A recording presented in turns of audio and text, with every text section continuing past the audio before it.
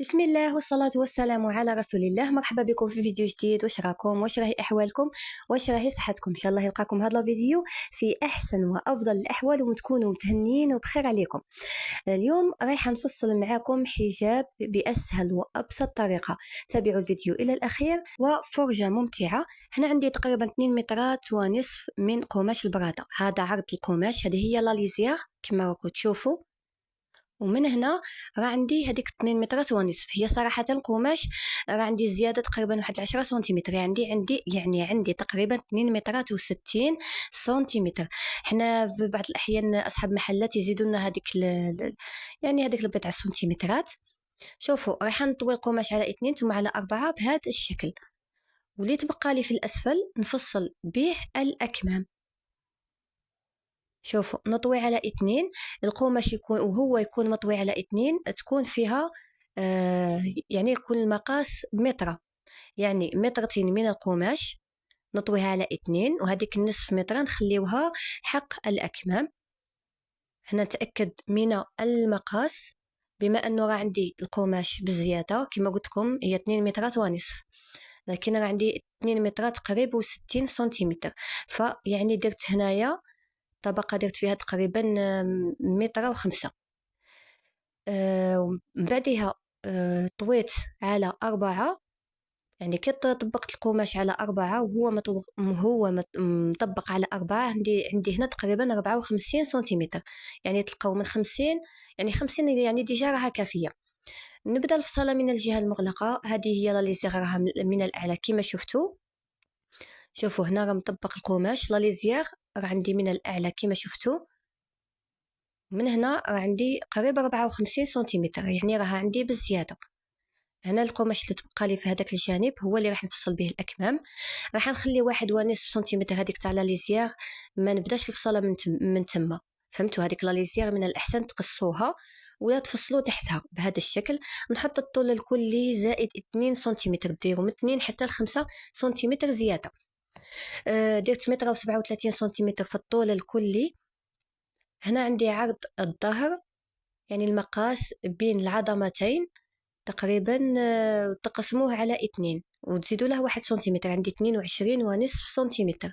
ودخلت في الرقبة 8 سنتيمتر، هبطت ب5 ورسمت حردة الرقبة. هذه بالنسبة للجهة الخلفية تاع الحجاب.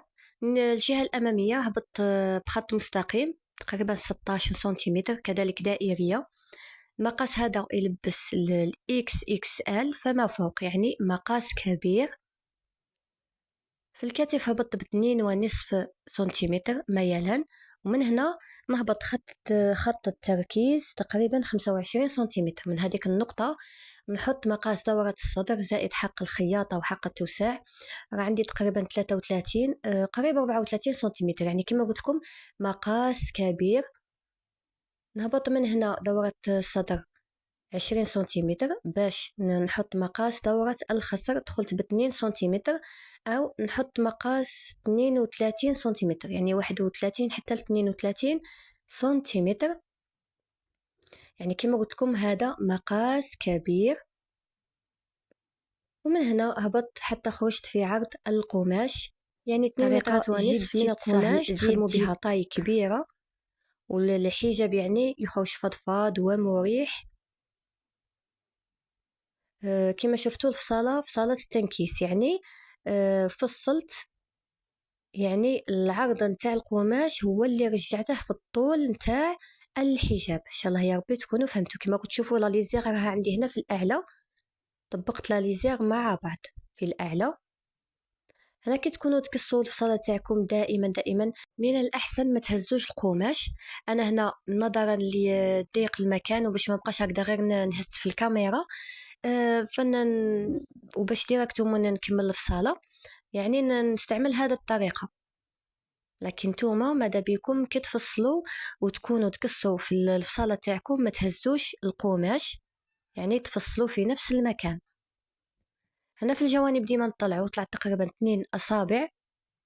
القماش هذا اللي تبقى لي نفصل به الأكمام.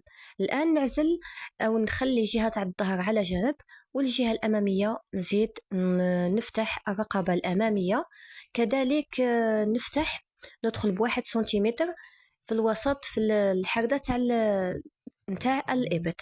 هنا فقط نسيت ما شاركتهاش معاكم. الأكمام طويت القماش على 2 ثم على 4. هذه هي الجهة المغلقة. هنايا شوفوا حسبت مسافة 15 سنتيمتر باش نرسم هذاك الخط تاع التركيز. شوفوا هذا هنا، هذه هي الحردة تاع الإبط. تجيبوا حردة الإبط وتحطوها بهذا الشكل في هذيك النقطة تاع 15 سنتيمتر. المهم تخرج في هذيك النقطة ترسموا عليها، ولا تاخذوا المقاس تاع حردة الإبط توقفوا المتر بهذا الشكل وتديو المقاس اللي لقيتوه تحطوه بخط مستقيم في هذيك النقطة تاع 15، ومن بعدها هذاك الخط تقسموه على 2 وكل منتصف تقسموه على 2. الجزء العلوي تخرجوا بواحد سنتيمتر في الوسط، والجزء السفلي تدخلوا بواحد سنتيمتر في الوسط. ترسموا هذيك الأس. هنا عندي المقاس تقريبا 54 سنتيمتر، ومن هنا 17 أو 17 ونصف سنتيمتر في الكم. دورت لكم في المعصم، لقيت بيناتهم بخط مستقيم كما كنت تشوفوا. هنا ندخل ب2 سنتيمتر للداخل هكذا بهاد باش نتخلصوا من هذاك الانتفاخ. وبالنسبة للطول الكلي فرايح نزيد يعني درت فقط تقريبا هكذا 54 سنتيمتر، ورايح نزيد في الكم هذيك البوندانات بالقماش تاع البيزو بيزو. هذا القماش يعني يخدموا به سبيسيال جلبابات، يجي قماش هكذا مطاطي وخفيف. هذاك رايحه نزيد نخدم بوندانا في الكم. اللي ما تحبش ديرها فيعني دير الطول الكلي تاع الكم وتزيد 2 سنتيمتر حق الكفه في الاسفل.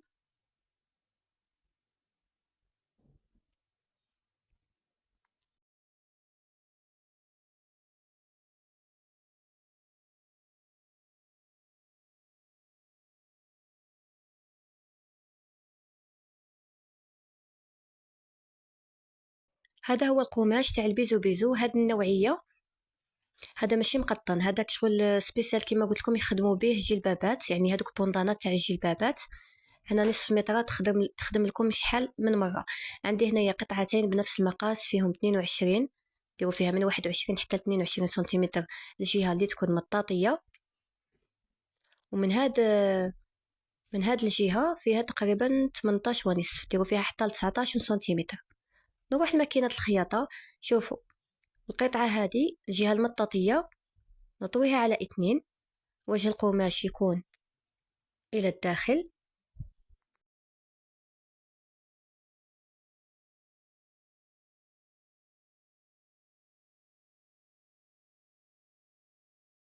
ومن بعد نقلب القطعة للمنتصف بهذا الشكل. بهذه الخدمة القطعة هذه رايحة تجيني مفينية، يعني شوفوا الخدمة تجيني مفينية. الآن رايحة نثبت بالخياطة هذه الدورة.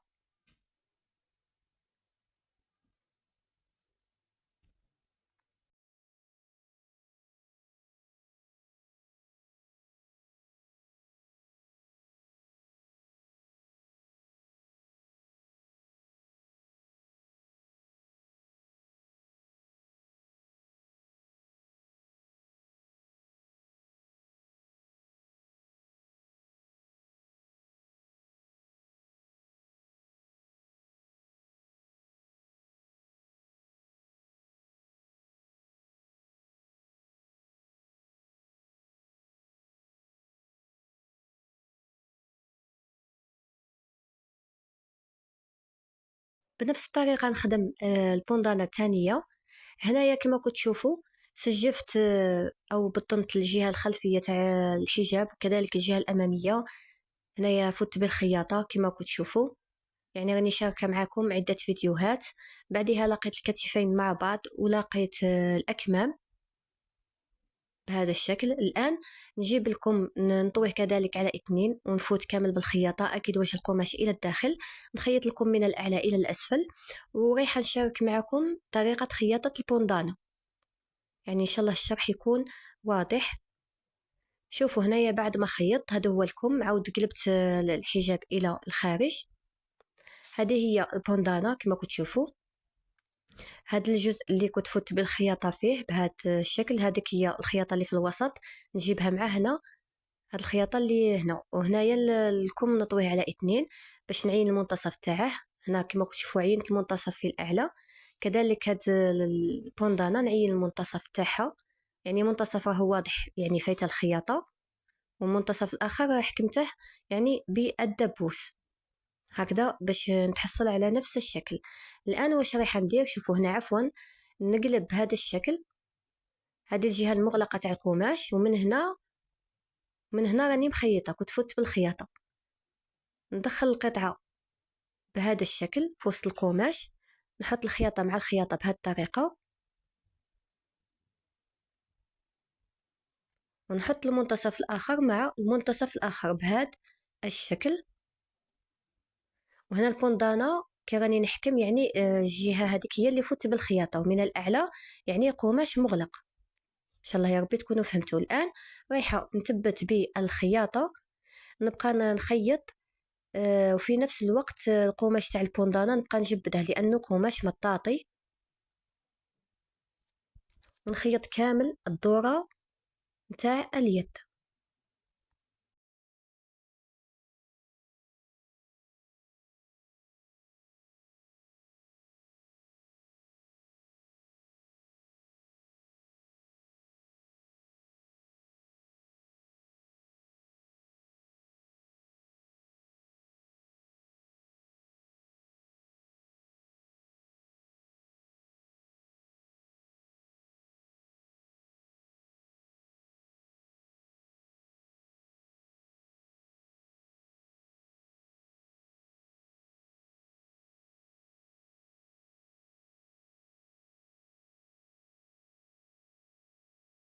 كي نقلب نتحصل على هذا الشكل، يعني الخياطة تجي متحوفة، الخدمة من الداخل ومن برا تجي يعني متحوفة. شوفوا يعني كيما تاع المحلات، شوفوا هكذا، هذا هو الشكل. وفي الأخير تبقات لي ندير كفة في الأسفل. وأكيد ما تنساوش التحدات، يعني تفوتوا بالملابس تاعكم بعد ما تكملوا خياطة بالمكواة هذيك، يعني التحديد يلعب دور كبير في لافينيسيون. هنا تقدروا الموديل تزينوه بهكذا لي بوطون، ولا هكذا قفلات هكذا في الوسط، 3 قفلات هكذا في الصدر. ان شاء الله يا ربي نكون افدتكم ولو بالقليل. فرجة ممتعة، والسلام.